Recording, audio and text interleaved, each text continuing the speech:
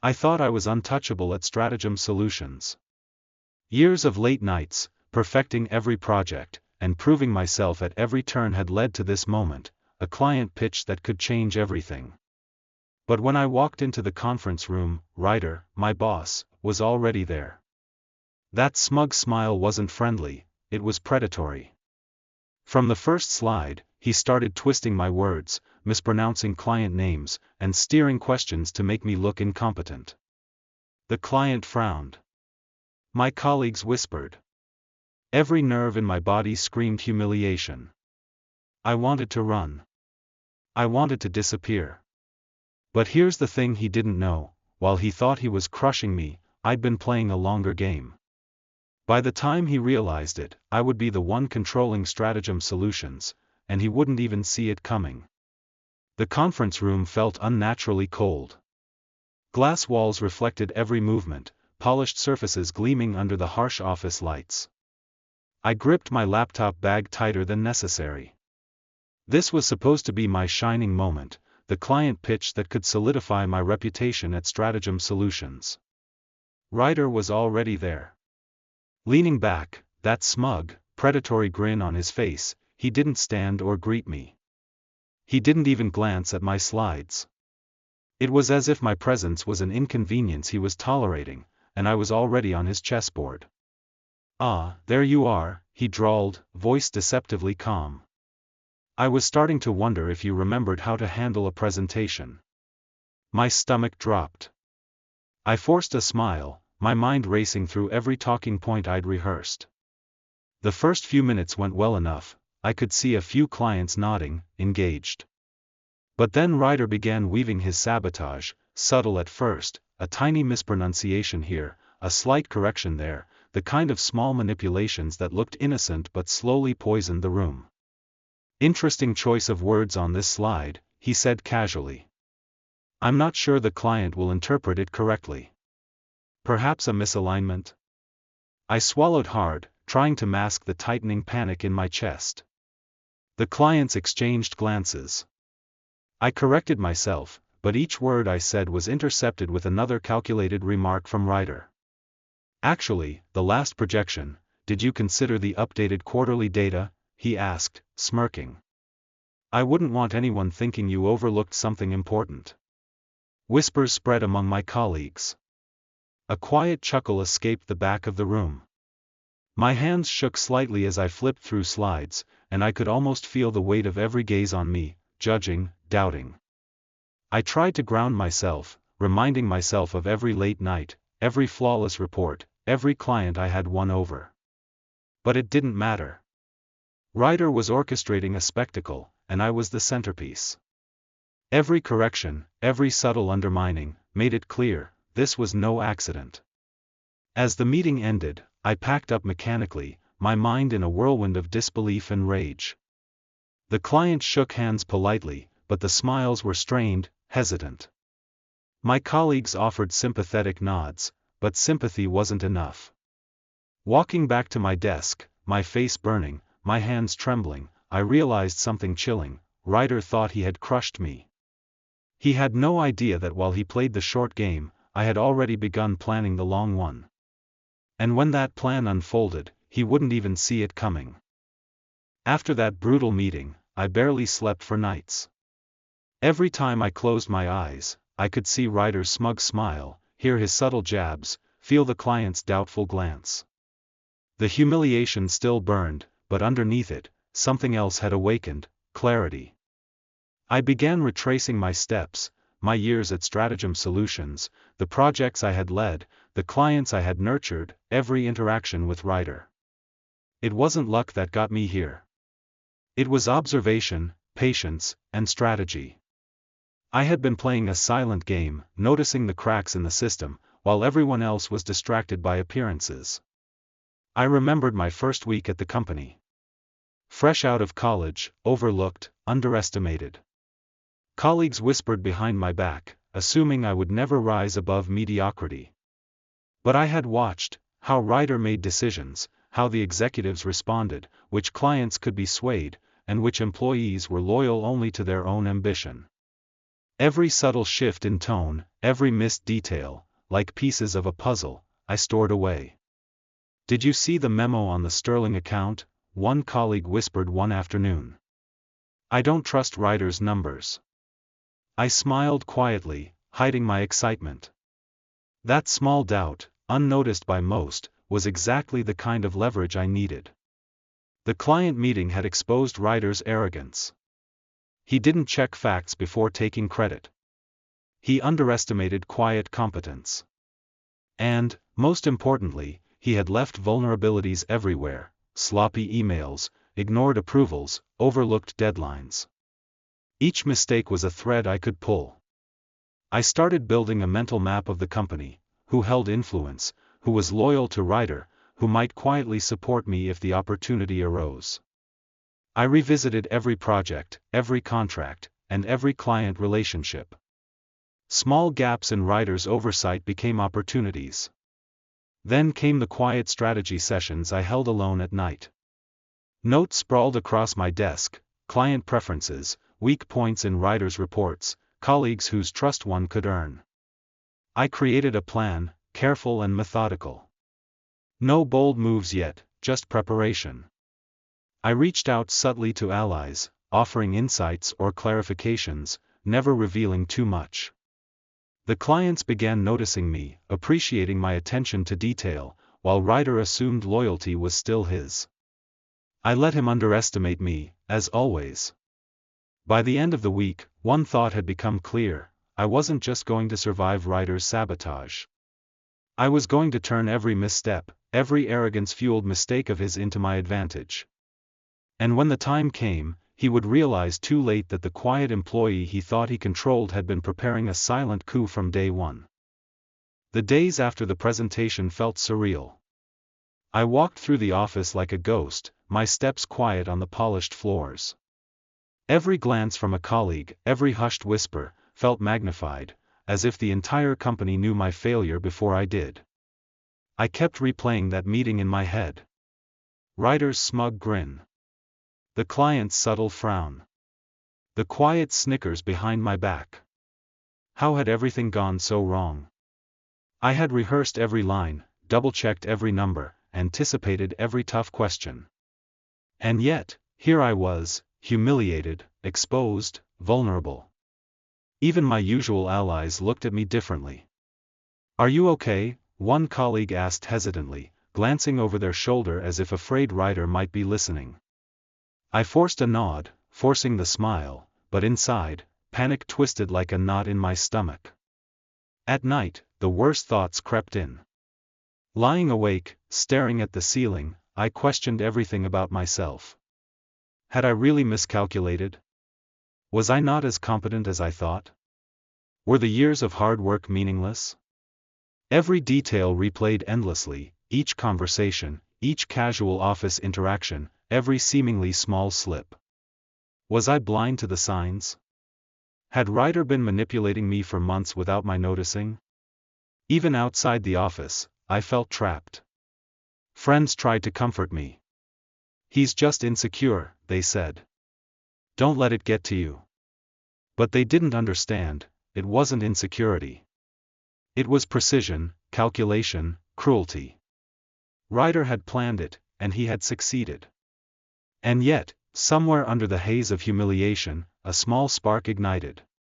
Something about the precision of Ryder's attack didn't feel like random failure.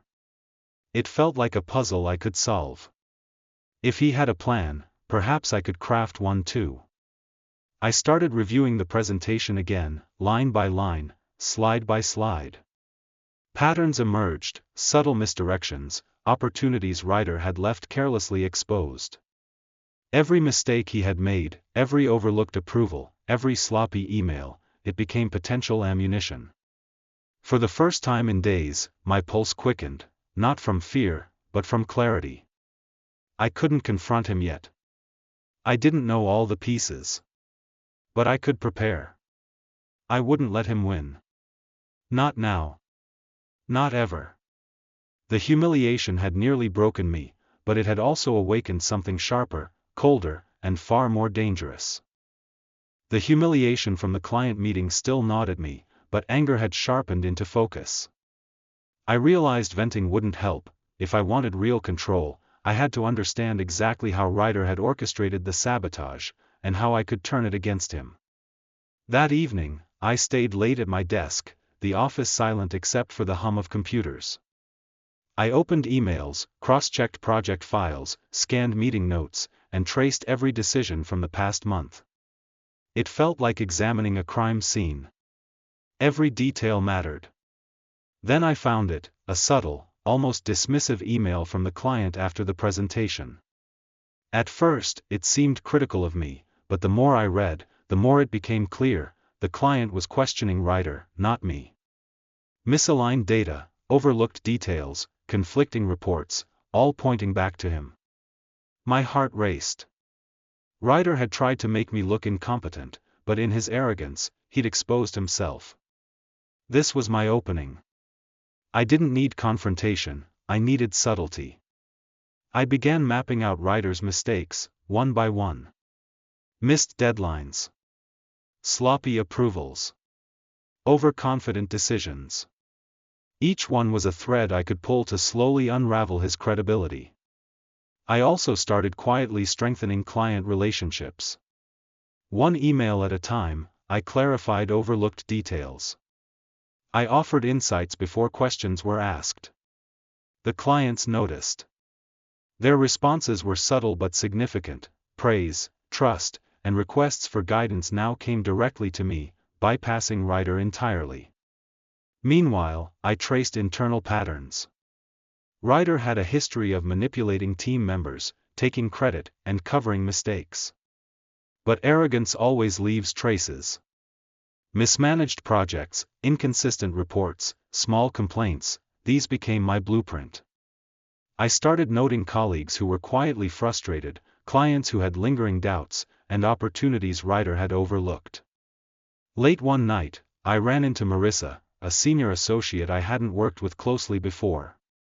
"I've noticed some odd discrepancies in Ryder's reports," she confessed. Honestly, I wasn't sure who to tell. I smiled carefully, hiding my excitement. "I've noticed too. Let's make sure the right people have accurate information," I said, planting the seed of quiet alliance. By the time I left the office that night, I had a plan forming in my mind. Step by step, move by move, I could turn Ryder's arrogance and mistakes into my advantage. He had started the game thinking he owned every piece on the board, but he didn't realize the real player was already moving in the shadows. After uncovering Ryder's weaknesses, I knew the next step was critical. I had to be precise, invisible, and strategic. One wrong move, and he could undo everything. Every action needed to serve two purposes: protect myself and set the stage for his downfall. I started documenting everything meticulously. Emails, internal memos, meeting notes, all organized in a secure system. Each file highlighted not just my own competence, but subtle evidence of Ryder's deliberate sabotage. If anyone questioned my work, I could instantly show the truth: the failures were his, not mine. At the same time, I strengthened relationships with key colleagues and clients. I didn't announce it, I was careful, subtle. One by one, I clarified project details, anticipated questions, and offered solutions before anyone asked. Clients began noticing me as the reliable anchor, the person who truly understood the work. Ryder's arrogance became my tool. I observed him more closely than ever: the deals he botched, the shortcuts he took, the employees he underestimated. I mapped every weakness and started nudging them strategically, without revealing my hand. A missed deadline here, a small miscommunication there, all carefully orchestrated so the consequences would eventually point back to him. Meanwhile, I made sure my own work was flawless. I anticipated client objections, rehearsed every conversation, and prepared contingencies for every scenario. While Ryder thought I was broken, I was building an unshakable foundation for both protection and revenge. I also began testing subtle maneuvers. A client meeting where Ryder assumed I would defer? I prepared a solution that solved a problem he had overlooked. Colleagues who were frustrated by his arrogance? I quietly acknowledged their concerns, building trust without them realizing they were being aligned to my side. Every microaction moved the board closer to checkmate. One evening, I reviewed the entire map of Ryder's influence, projects, clients, internal approvals, patterns of mistakes. I realized something exhilarating: he had left me the perfect opportunity. The more I prepared, the clearer it became that revenge didn't have to be a single dramatic act, it could be quiet, methodical, unstoppable. By the end of the week, everything was in place. Clients trusted me more than Ryder. Colleagues quietly aligned with my insight. Every vulnerability Ryder had left exposed was noted and ready for leverage. And I had become invisible, untouchable, yet ready to orchestrate the final move. Ryder had humiliated me publicly, he thought he had won. But the groundwork for his undoing was complete. And soon, he would realize too late that the quiet, overlooked employee he tried to crush had been preparing a silent coup from day one. The moment of truth had arrived. Months of observation, planning, and quiet preparation were about to pay off.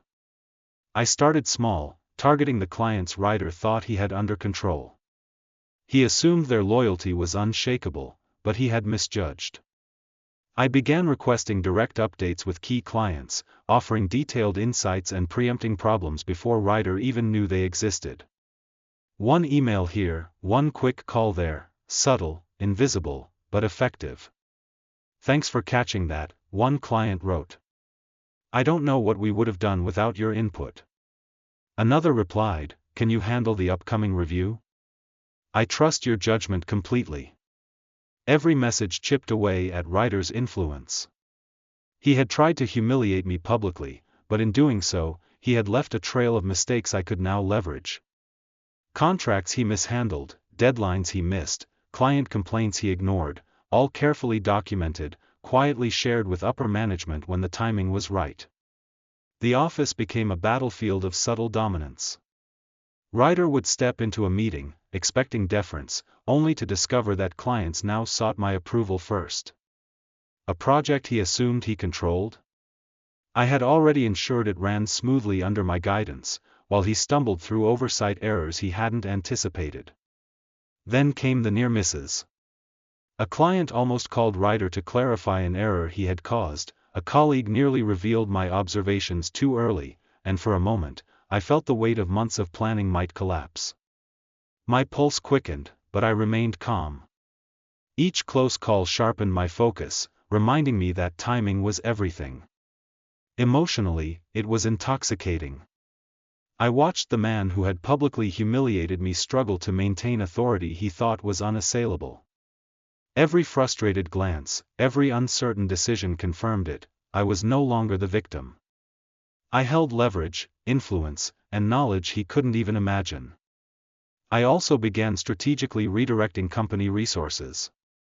Accounts Ryder assumed were untouchable were quietly reassigned to me, while he remained oblivious. When he tried to assert authority, I had already anticipated his moves, subtly neutralizing them without revealing my hand. Each interaction, each subtle correction, weakened him without him realizing it. Meanwhile, I deepened alliances with key colleagues. I didn't openly plot, but small acknowledgments and private discussions ensured they trusted my judgment. I became the invisible leader, the go-to problem solver, the person Ryder thought he could control. By the end of this act, the results were undeniable. Clients bypassed Ryder entirely.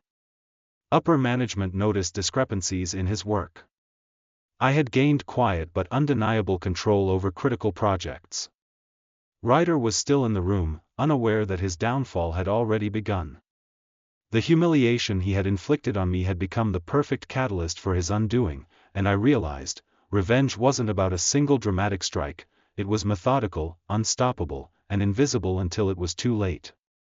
And I was ready for the next step. The moment I had been waiting for finally arrived. Every calculation, every subtle maneuver, every quiet move behind the scenes had built toward this.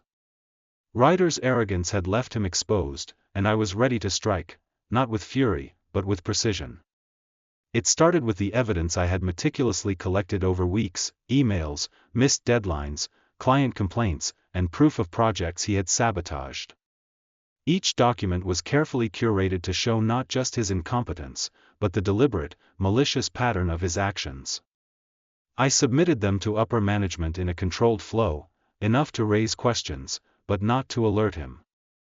The first meeting after management reviewed the materials was tense.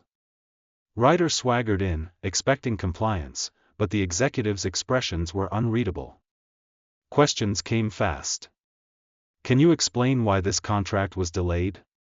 Why did this report conflict with client data? Have you been providing accurate updates on these accounts? Ryder hesitated. Stammered. He tried deflecting, but the trail was airtight. Every excuse he offered was countered by proof I had documented. His usual confidence cracked, his veneer of authority crumbling with every pointed question. Meanwhile, the clients who had begun trusting me now started bypassing him entirely. Emails and calls that once went to Ryder went directly to me. Praise followed, subtly undermining his influence while bolstering my own reputation. One client even remarked, "I don't know how Ryder managed things before you got involved, it's much smoother now." In the office, whispers turned into rumors. Colleagues who had quietly supported me began aligning more openly, offering subtle reminders and reports that reinforced the evidence of Ryder's failures. The arrogance he had once relied upon became his weakness. One particularly satisfying moment came during a high-stakes project review. Ryder tried to claim credit, but I had already prepared a detailed presentation of the project's progress, highlighting each step he had mishandled. Executives were impressed with the clarity and organization. Ryder's attempt at dominance backfired spectacularly. By the end of the week, the shift was undeniable. Ryder was cornered, powerless, and exposed. His allies distanced themselves, fearing association with someone whose incompetence had been revealed. Upper management had little choice but to remove him quietly. The day he handed in his resignation, he was stripped of authority, influence, and credibility. Financially, bonuses were withheld, shares nullified, and reputation shattered. Emotionally, the man who had once delighted in my humiliation now quietly pleaded for leniency he would not receive. I didn't gloat. I didn't need to. The complete dismantling of his power spoke louder than any words could. I had turned every insult, every sabotage, every sneer he threw at me into my ultimate advantage. And as I looked at the empire I had quietly assembled while he stumbled blindly, I finally exhaled. Stratagem Solutions was mine, and the humiliation, disbelief, and anger that had consumed me had been transformed into control, respect, and undeniable victory. Ryder was gone. Stratagem Solutions was finally under my control, and the weight of months of humiliation, planning, and execution had lifted. But victory alone wasn't enough. I knew reclaiming power meant more than simply replacing him, it meant rebuilding, strengthening, and leaving nothing to chance. I started with the company's operations, not for revenge or status, but for vision and sustainability. The clients I had carefully nurtured now trusted me completely. Projects I had influenced quietly during Ryder's downfall became cornerstones of success. I removed inefficiencies he had ignored, restructured workflows, and invested in initiatives that aligned with long-term growth. Each step reinforced that Stratagem Solutions wasn't just surviving, it was thriving. I also rebuilt myself. The months of betrayal had left scars, but they had sharpened my instincts, judgment, and resilience. I learned that true power wasn't just about control or finances, it was emotional, strategic, and personal. I no longer let anyone dictate my confidence or self-worth. Old allies who had quietly supported me became more present, while unexpected connections surfaced. Colleagues who had observed my patience and foresight now respected my leadership. Even friends I had neglected in the chaos returned, offering support, encouragement, and collaboration. Slowly, trust and camaraderie returned, deeper and more meaningful than before. Years passed, and Stratagem Solutions continued to flourish. The chaos Ryder had left behind became a distant memory, a lesson rather than a wound. Every project, every client, every decision reflected the careful, calculated approach I had cultivated in silence. Looking back, I realized the humiliation, betrayal, and struggle weren't setbacks, they were catalysts. They revealed my capacity for patience, strategy, and calculated risk. Without them, I would never have discovered the strength, cunning, and resilience that allowed me to rise higher than I ever imagined. Ryder was gone. The past was settled. And the future? Bright, controlled, and full of limitless possibility.